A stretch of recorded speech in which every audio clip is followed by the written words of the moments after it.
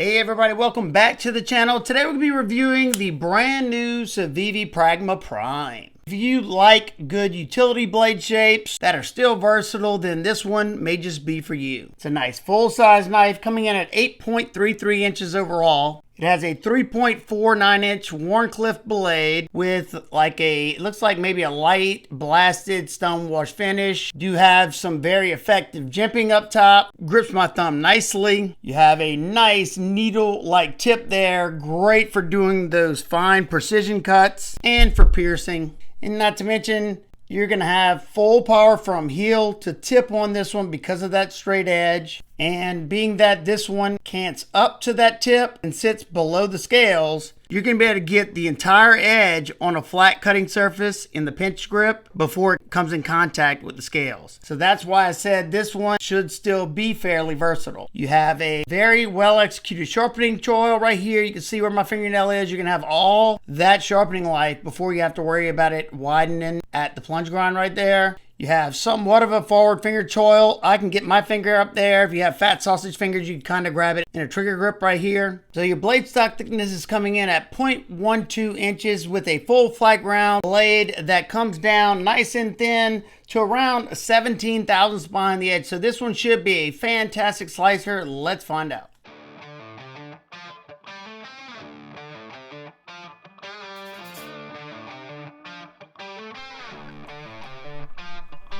And I wish y'all could feel how sharp this one came out of box. And that full flat ground blade is slicing so well. Of the other Sin Cut and the other Civivi that I tested alongside this one definitely hands down did the best. Blasting through the cardboard, no problem whatsoever. And it felt good while doing so. Then we move on to the wood portion to test the ergos and see how much bite this edge has. I stayed choked up just so I wouldn't get hung up in that area. It was comfortable, or about as comfortable as flat scales can be. You could also choke back if you like, however you feel like doing it, but I was able to get a lot of force because of that straight edge. You can get full power from heel to tip, very comfortable the entire time. Then we move to the 1/2 inch sisal rope. And yeah, it wasn't but the second cut I noticed how sharp this one was. I did decide to put it up on the block, even though I could have done it on a flat surface, but it just makes it easier for me. And I already had a blister from yesterday's testing that I did, and until I can let it get somewhat healed up, I'm hoping one day it'll get enough scar tissue that it won't bother me as much. But yeah, so far so good. Good bit of bite to that edge, exactly what I'm hoping for all the time. And it made sharp work of the 1/2 inch sisal rope. It never felt like it was slowing down. The geometry allowed it to pass through the material rather easily. And I'm sure after this I'll probably lay the edge bevel back. Don't know what they set it at, but I always usually put them to about 17 to 18 degrees, and they're absolute laser beams after that. But yeah, sisal rope, no problem whatsoever. And it was decently comfortable while doing so. Then we move to the leather. Of course, this is where it's really going to shine.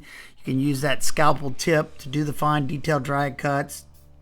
And I want y'all to notice I did not use the block on the rest of this stuff because the heel of the edge travels upward toward that tip, making this one a lot more versatile than just your regular Wharncliffe blade shape that's flat up against the scales.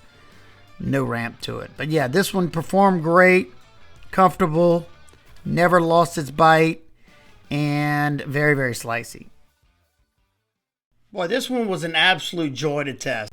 I mean, super slicey, comfortable, the whole nine. So let's take a look at the ergos real quick. So you have these flat aluminum scales with nice chamfers. There's no sharp areas. And for me, I'm locked into that choil area. And then I fit in front of this little point right here. Nice and comfortable, about as comfortable as flat scales can be.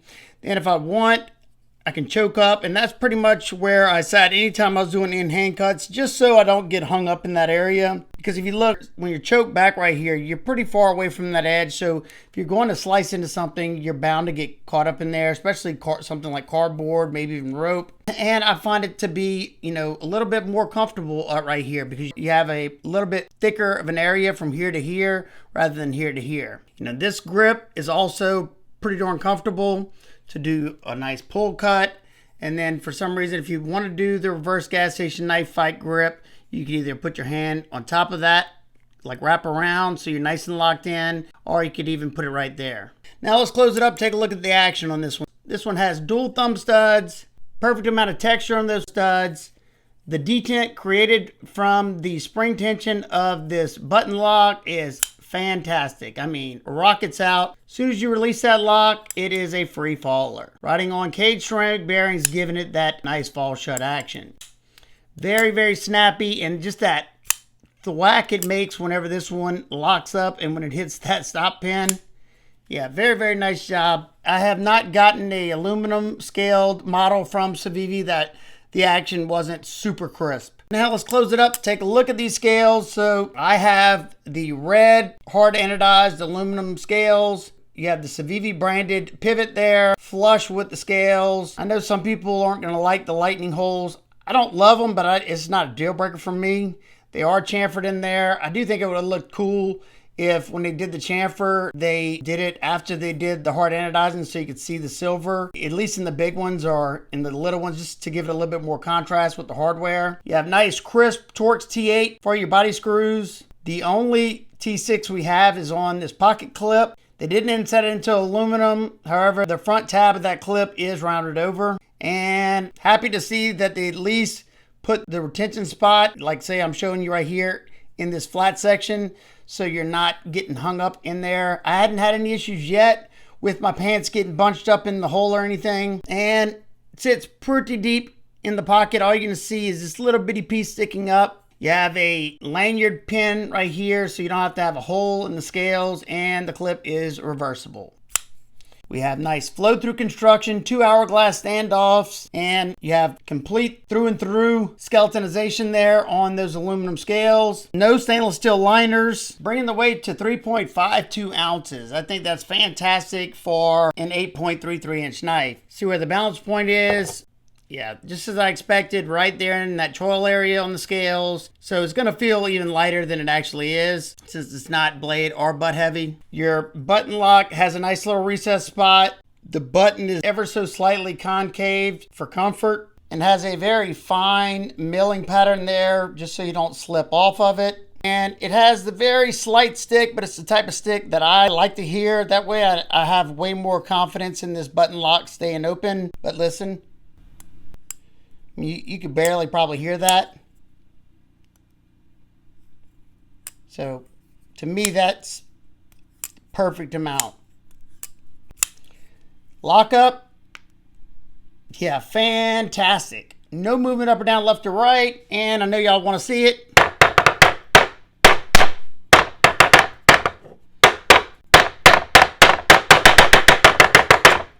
Yeah, buddy. Now time for some quick size comparisons. It's just a hair shorter than the Civivi Sentinel Strike, and it's a hair longer than the Civivi Starflare.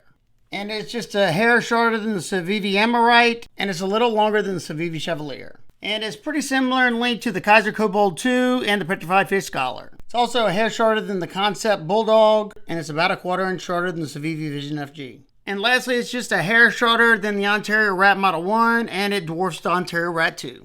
Now, being that absolutely no knife's perfect, what are my nitpicks and complaints? Rather than this like blasted stone wash, I would have much preferred a raw stone wash finish. It's gonna hide wear better. It's not gonna smudge up like this one will. And there's far less chances of corrosion. However, 14C has really good corrosion resistance. So as long as you take care of it, it should be fine. And also, to be nitpicky, they could have went with T8 screws on the clip, so everything would be T8. And it would have been nice if they would have inset that clip into the aluminum. However, that's definitely not a deal breaker. I know some people are going to gripe about the speed holes. Like I said, it doesn't bother me. It's not a big deal to me either way. So what are my final thoughts on the new Civivi Pragma Prime? I enjoyed the original Pragma, but this version is more my speed. I like whenever you can get a nice large knife or larger knife that's still nice and lightweight and carries like a much smaller knife like this one. You're going to have fantastic performance because of that full flat ground blade. The 14C is going to hold up well. It's got fantastic action. It was comfortable and pretty much checks majority of the boxes for me. So that's going to wrap up today's video. If you're interested in picking up one of these, I'll have it linked down below in the description, along with any other Civivi knives that were released with this one and the new Wii and Sencut knives as well. If you want to help support the channel, you can use my links. That helps me pay for my testing materials. If so, I can't thank you enough. If not, no sweat at all. If you have any questions in particular, feel free to ask me down below and I'll do my best to get back with you. I hope every single one of y'all is having a fantastic day today. And remember, keep these blades sharp. Smile more.